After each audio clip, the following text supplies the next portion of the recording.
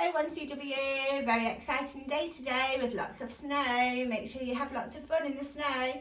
So today I decided to read a story about a penguin. It's called Lost and Found by Oliver Jeffers.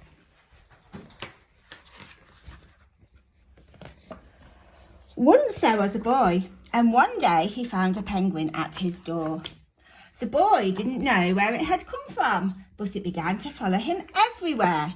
The penguin looked sad and the boy thought it must be lost. So the boy decided to help the penguin find its way home. He checked in the Lost and Found office, but no one was missing a penguin. He asked some birds if they knew where the penguin came from, but they ignored him. Some birds are like that. The boy asked his duck, but the duck floated away. He didn't know. That night the boy couldn't sleep for disappointment. He wanted to help the penguin, but he didn't know how. The next morning he discovered that penguins came from the South Pole. But how could he get there? He ran down to the harbour and asked a big ship to take them to the South Pole, but his voice was much too small to be heard over the ship's horn. So together he and the penguin would row to the South Pole.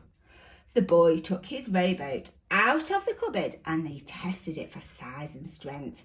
They packed everything they would need and together they pushed the rowboat out to sea. They rowed south for many days and nights with the boy telling stories all the way. The penguin listened to everything that the boy said. They floated through good weather and bad, when the waves were as big as mountains, until they came to the South Pole.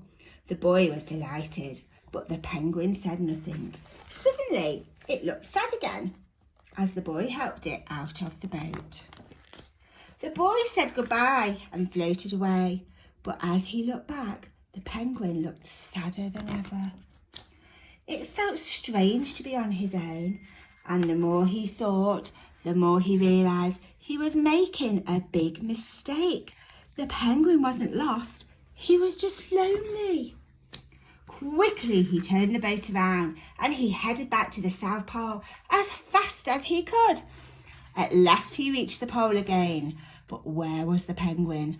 The boy searched and searched, but he was nowhere to be found. Sadly, the boy set off for home. There was no point telling stories because there was no one to listen except the wind and the waves. But then the boy saw something in the cold water ahead of him. Closer and closer he got until he could see the penguin. And so the boy and his friend went home together, talking of wonderful things all the way. Oh, I'm glad it ended up happy.